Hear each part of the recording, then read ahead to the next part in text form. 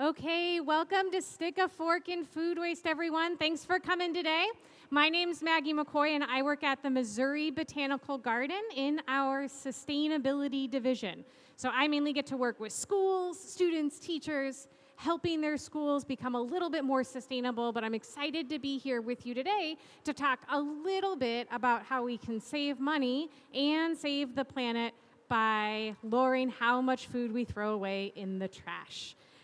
Before we get started, just a little bit about the garden. Our mission is to discover and share knowledge about plants and their environment in order to preserve and enrich life. Us and our sustainability group really think about ourselves as the group that helps to make sure there's clean air, clean water, and clean soil for plants and people, not only in St. Louis, but around the world. So a lot of the stuff we're going to talk about today is how we can make sure that we have those things for everybody and all of our plants in our environment. So when I use that word sustainability, first of all, raise your hand if you've heard of that word sustainability before. Perfect. A few people, and some people get to learn a new word today, which is exciting. We really think of it as sort of those pictures that are on the screen there, which show the planet, which show some dollar signs, and show some people, right? We really think of sustainability as this place where how we care for the earth, how we care for people, but also how we think about how much money we're spending really come together. And when we can satisfy all of those things, that's when we really have something that's a sustainable decision. And I love that as the backdrop for when we talk about food waste, because those three things really make a huge difference when we're thinking about food, and how we manage our food can make a really big difference on our earth, on our people, and how much we're spending. So our big question today, which maybe is a question that some of you haven't asked before, but is how can we eat more of our food? So right now in the United States, we throw away about 1/3 of our food. So that's that red chunk there on the screen. And we eat about 2/3 of it, which is that blue chunk on the screen. And there's a lot of impacts that come from that food that we throw away that we want to make sure we're lowering as much as possible. So when we think about food and sustainability, I'm coming back to those three pictures that we started with. A lot of the food that we throw away, we know that there are people in the United States, about 1 in 7 to 1 in 8, sort of depending on whose numbers you look at, are food insecure, meaning they don't have enough food to get through the day. And so if we can figure out how to get food we're throwing away to the people that need that food, we can help to sort of close that gap there and make sure we have fewer hungry people. We can also save a lot of dollars. There's a lot of numbers out there that relate to how much we throw away. And right now, the best numbers that I've seen is that each person, the average person in the United States, throws away about $1,300 worth of food every year. So it's not a small amount, and by closing that gap on how much we're throwing away, we can really save some money. We can also do a lot to save the planet when we're thinking about the impacts of food waste on the planet. So just so somebody can help me demonstrate here, do I have anybody who wants to come up and hold something for me? Okay, your hand went up pretty quickly, okay? Now, this may not seem very heavy to you, but can you tell me sort of what that feels like to you? Some sort of liquid. So some sort of liquid in there. Is it heavy? Is it light? Sort of in between? Sort of in between is what you're going with? Yeah. So this weighs about 3.5 pounds. And again, there's lots of variation. Thank you so much. There's a lot of variation. But each person throws away about 3.5 pounds of food per week. And a lot of that's going to be food that's edible. So not necessarily stuff like our carrot tops here, right? So that might not be something we eat. They are edible, but a lot of people don't eat them, right? So it doesn't always include that, but it might include like the whole carrot that might have gone bad with us, right? So we want to make sure we're reducing as much as we can. So going back to thinking about our planet, we use a lot of water to grow food that we ultimately throw away. We use a lot of land. But the other thing we use is we use a lot of energy. So when we think about where our food comes from, our food's going to be grown typically on a farm. right? Some of us, we grow it in our backyards, but a lot of it's going to be grown on a farm, or it's going to be produced on a farm through animals. It's going to travel on a truck to get somewhere, maybe like a processing center. Then it will eventually make its way to our grocery stores, and then we will drive it home, right? So we use a lot of energy in that process as we are moving that food around. And if we ultimately throw that food away, that energy hasn't really done us a lot of good. So one of the ways we think about this is the impact of food waste on our climate. So there's a project that I love that you can look up later called Project Drawdown that really measures what our impact on climate change is with different actions. So when we think about food, one of the big ways that food has an impact on our climate is the transportation of it, right? As we're moving it around. So when we burn oil or gasoline or diesel in any of those vehicles, it's going to send carbon dioxide up into the atmosphere, and that creates a blanket-like effect around our Earth that helps to keep it warm.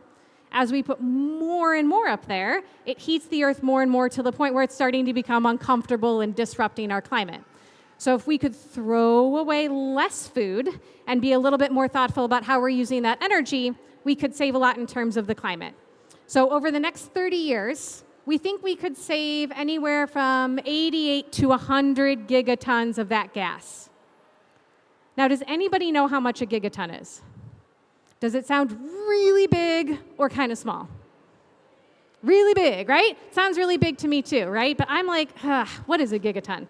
So if you think about an Olympic-sized swimming pool, right? We've got a picture, and then we have got like another picture, and we think about the weight of the water in that pool. And you were just holding some weight for us, right, of that water.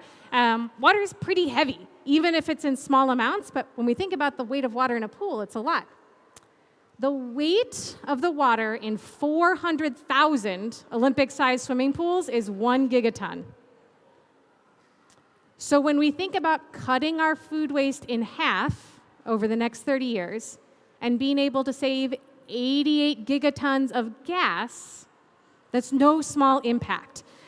So we really have a lot to gain in terms of our environmental impact, our money, and the health of our people by figuring out how to close this gap on our food waste. The big question is, how do we do it, right? And I'm assuming that's why some of you are here today. Another organization within Forest Park actually has these posters. So these come from the Missouri History Museum. They're actually in their collection down at Soldiers Memorial, which is downtown. So if you take a visit there, you can actually see these. But we have known how we can cut down on our food waste for a long time. So these posters are from the World War I era, so around 100 years ago. And a lot of the stuff we're going to talk about today is similar to what's here, which is thinking about buying our food with thought, making sure we're cooking it with care, using what we have left over, and then serving just what we need. So those are basically the same principles, but it's a little bit different today because the world is very different than it was 100 years ago. So same idea, got to do things a little bit differently. And so one of the guidance pieces that we use when thinking about food waste is what we call this food waste scale. So if you've been involved with this topic before, there used to be sort of like a pyramid that we used. Now it looks like a scale. And this really helps us think through what are the best solutions, what are okay, and maybe what's not as effective. And what we see on a large scale is that we really want to cut down on what we're actually purchasing or producing, figuring out how we can donate stuff in the meantime, and then composting or sending to the landfill as a last resort. Now, I know how many people here compost or at least like the idea of composting. Okay, so we have a lot of compost fans here. I work at a botanical garden, and people look offended sometimes when I say that composting is not the best solution for food waste. So I'm going to tell you that I love composting, and we are going to talk just a little bit about it. But when we think about how we save money and how we save energy, especially in terms of our food, buying less is really that best strategy. So we'll sort of talk about how to get through that. So the first thing I'm going to recommend to you is maybe sounds very simple, but when we're buying food, we should make a list and stick to it. So if that's like going to your local grocery store and using a list to sort of figure out what you're going to do, figuring out what food you already have in your house and how you can use that up can be a really good solution. I also recommend people going to their local farmer's market because a lot of time that food will last longer. And sometimes when you look the farmer in the face who's actually spent the time growing the food, sometimes it keeps us from throwing it away a little bit faster. I also recommend having a garden because then we're more likely to use that food as well. But there's lots of ways that you can do this. This is my list. I love people look at it sometimes and they're like, what were you doing? Chili, it was chili, that we were doing that week. And we just have a list that we run. My mom is a little old school, writes it on the back of an envelope and like sticks her coupons in the envelope, whatever you got to do. But making a list is really important. And then we also want to think about what we're buying and how we're storing it.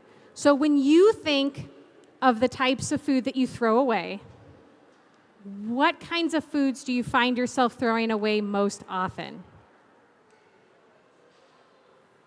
Give people a second.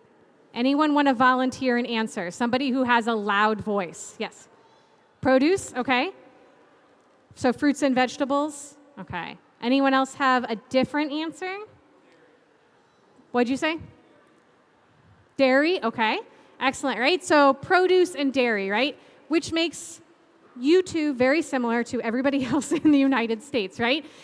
So produce is about 43% of what most people find themselves throwing away. And a lot of times that's because it goes bad very quickly. It's not necessarily shelf stable. It's not in a can, so it can go bad pretty quickly. Prepared foods is another really big one, so that might be leftovers or stuff you got with takeout that ends up in your fridge. And then dairy and eggs, like you were saying, is sort of that next level down, right? So that's where we see a lot of that food waste happening. So we start thinking about, well, what are some things we can do to target those items that we know we're throwing away the most? And this is where I think if you are a kid who has grown-ups at home, this is where you can really be useful, okay? So my kids don't make the list and they don't pay for the food. Sometimes they come and help me go shopping, right? But they're really useful at helping me put the groceries away, which means they're kind of in charge of where stuff goes. And where our food is stored at home is super important to making sure that it stays good for as long as possible. So this graphic comes from a book called The Waste-Free Kitchen Handbook, which I found really helpful when learning about this topic. So if you're a library person or a bookstore person and you want to go find that afterwards, I really like this one. But it basically talks about where should we put stuff in our fridge? And not all of us are using our fridge in the most effective way. So I'm going to say in general, because everyone's fridge is unique, and I have yet to see two fridges that really look the same inside, and I'm not sure why. But in general, the top is going to be the warmest part of the fridge, right? So we don't want to put anything up there that might go bad kind of quickly. So we're talking dairy, some of those other items that might go bad quickly. The door is the same way. We're opening the door all the time. It's the closest part to where the seal is. So while it looks like it has all these attractive compartments for milk and eggs and all those other things, it's not good to put them in the door of the fridge because that's where it's going to go bad really quickly, right? That's best for things like ketchup or soy sauce or whatever other condiments that you have that might go in there. The other thing to remember is your drawers. So how many of you have drawers in your fridge at home? Okay. A lot of people have drawers, right? And where we store stuff in those drawers is really important. So most people, and I'll show you mine in a second so you kind of have an idea, have a high humidity drawer and a low humidity drawer, or a drawer that's got a little slider on it so you can change it up, right? So if we think about stuff that goes in our high humidity drawer, I like to think about stuff that's really going to want to be crunchy, stuff that I'm going to want water really forced into, and that's why it goes in the high humidity drawer. So that's going to include things like most vegetables. So if we're thinking about something like a carrot, does anybody like to eat soggy carrots? Okay, excellent. So we have a few, right? Excellent. Who likes to eat a carrot that has a little crunch to it? Okay, so we have some more people who like to eat carrots with crunch, right? Going in that high humidity drawer is going to help keep that carrot nice and crunchy so it doesn't get too soggy, okay? So vegetables going to go in that high humidity drawer. Now, we do also have some things that when they go bad, sometimes they grow fuzzy stuff all over them, right? So who here has had like strawberries or raspberries get all fuzzy and moldy before? Okay, yep, it's happened to me too. So we really want to store that stuff when possible in a low humidity drawer. Because if there's too much water near those items, things like our blackberries or our strawberries, it's going to make them mold very, very quickly. So we want to keep them as dry as possible in our fridge. So the low humidity drawer is where we want to keep those things. Stuff like mushrooms too, because that's already a fungus, right? So we want to keep that a little bit drier as well.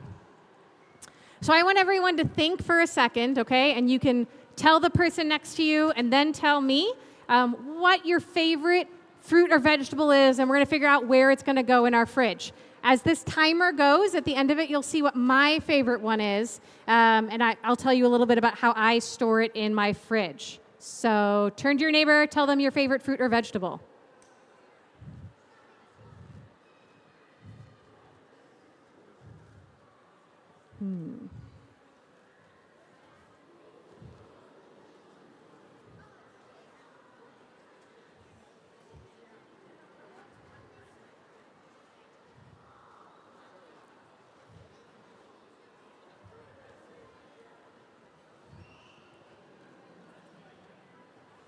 Okay, perfect. So my favorite fruit is showing now, and my favorite fruit, if you don't recognize it up there, is a mango.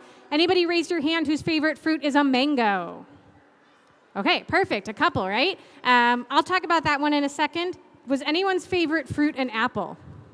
Ooh, we had some apples out there, right? And this one goes, again, in that low humidity drawer in the fridge. You can put it on the counter, too, if you're going to eat it pretty quickly, but it stays good in that drawer. Whose favorite fruit was a banana? Okay, we got a couple, right? And bananas don't even go in the fridge, right? They stay out on the counter. We give them a little air, and we'll talk about why we give them a little air in a second, but these go out on the counter. Anyone want to tell me what their favorite vegetable was? Somebody who's got a nice big voice. Okay, right over here. Corn? Ooh, I love that you mentioned corn, right? So corn is one of like these weird ones, right? We don't necessarily have to put this in the fridge, but we do want to keep it in a nice, cool spot, especially when it's on the cob, right? To make sure that it stays good for as long as possible. But really, corn is best when you eat it as soon as you can, right? And this is a perfect time of year for corn as our summer corn is coming in. Okay, I'll put it out here. And, okay, all the way in the back, but you got to speak loudly. Broccoli, ooh, that's another good one, right? And that's another one where when I think about broccoli, I really want it to be nice and crunchy, right? I don't want my broccoli to be sort of soggy, and so it's going to go, again, in that high humidity drawer next to our carrots, or even next to our, we decided this was lettuce, but I think it could also be a cabbage, maybe a Brussels sprout if it's really big, right? So it's going to go right in there with those. Okay, excellent. So those are some of our favorite fruits and vegetables, right? And where they might go. This is what my fridge drawers look like, right? So I've got one that's convertible to vegetables. So I have the little thing slid over for vegetables. And then I have one that I made into a high or a low humidity drawer for my fruit. Everyone's looks different. It doesn't really seem to be standard, but this is kind of how I would sort mine out at home to make sure it all goes in the right place. Now, as we've talked about, not everything necessarily goes in the fridge or gets stored the same way. So sometimes things like herbs, like cilantro, you can store them a little bit like cut flowers. So you can put them in water, put a little bag over the top so that water stays in, and in the side, the leaves, and you can keep cilantro fresh for a while. I find that my cilantro, unless I do this, goes bad super quick. So this is a good way to keep that going. My other favorite one is onions and potatoes, right? So onions and potatoes, do we put these in the fridge? No, right? So these sort of stay in sort of a darker place. If you got a pantry, a basement, anywhere like that, it's good. But we really don't want to keep them together. Now, has anyone here, maybe by accident, seen what happens when you put onions and potatoes right next to each other? Oh my goodness, we get to learn something new today, which is awesome. Okay, so when you put these guys next to each other, onions give off this gas. that a lot of vegetables and fruits will give off because it helps make them ripe. We call it ethylene. Okay, so it's a gas, it's got carbon in it, but it helps fruit and vegetables to ripen. Okay, onions give off a lot of ethylene. So it's coming out of their skins, it's going all over the place, and potatoes like to soak up that ethylene. All right, so if you put our potatoes and our onions right next to each other, those potatoes are going to soak up all that ethylene, and they're going to go a little funny. So you can see right there where it's sprouted and looks kind of wrinkly. Potatoes will start sprouting and growing all these things if you put them right next to your onions for a long period of time. Potatoes, you can store them in a basement for 2-3 months and they'll be just fine. You put them next to onions, they're going to look like aliens within a couple weeks. So you really want to make sure that you're keeping them a little bit separate because of those gases that get given off. That's why we don't like to put bananas right next to each other, because they do the same thing. They ripen each other and they go bad. So if you want to keep your bananas good, separate them once you get them home. Give them separate corners if you can, and they'll stay good for longer. Okay. So we've bought our food with our list. We've stored it in the right place. We've cooked up all the meals we want to. But now we're starting to look at those labels, and we're like, oh my goodness. That milk looks like its date's coming really close, or maybe that date on the food is coming up and we're not sure if it's still good. I will tell you that almost all best by dates or expiration dates are suggestions. They're not hard and fast rules about safety. So it's always good to use your senses as you're looking at this, because this is really telling you about best quality, not necessarily about safety unless it's infant formula. So it's always good to you can look at the dates, but don't necessarily trust them. You don't have to throw stuff away just because it's past the date. If you've stored it well, it'll be good well past that date in all likelihood. Okay, and then if at the end of this you're like, well, I want to know where the best place is to store something. I've gotten some rules of thumb, but I want to look it up. Or, my carrot in the fridge is looking a little bit close to its last legs. What can I do with it? I always use this resource called Save the Food. If you Google Save the Food or go to savethefood.com, it has a storage area where you can look up any type of food. It will tell you whether you refrigerate it, when it's freshest, the best place to store it, how you could freeze it, and then also how to best use it up. So a good resource for that. And then very last, if you've done all these strategies, but you still have some stuff that goes bad, or you've got that carrot top that you don't want to add to a salad, we can put it into our compost bin. And I love composting. Again, like I said, the botanical garden, we love composting, love using these strategies, and I believe there's a perfect fit for everyone. So if you've tried composting and it hasn't worked out great, you may just need to try a different method. And up here, I've got pictures of a bunch of different methods. You can do it outside. You can compost inside your home if you want to.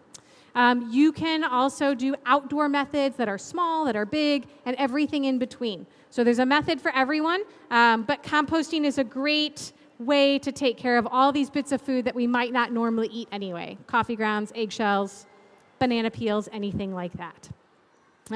So from start to finish, there's a bunch of different ways that we can work on saving our food to make sure that we're eating as much of it as we can, saving some money, but then also having a really good impact on our environment by our different strategies. So we want to make sure that when you go home today, that you have something you're going to tell your friends or your grown-ups if they're not here, or any other family members about food waste and how you can save some money and also save the planet at the same time. So I want to make sure that you all have a chance, if you're interested in eating food in the next part of your day or getting to something else, that you've got that time. But thank you all so much for coming today. I'll be up here for questions if you have them. Thanks, everyone.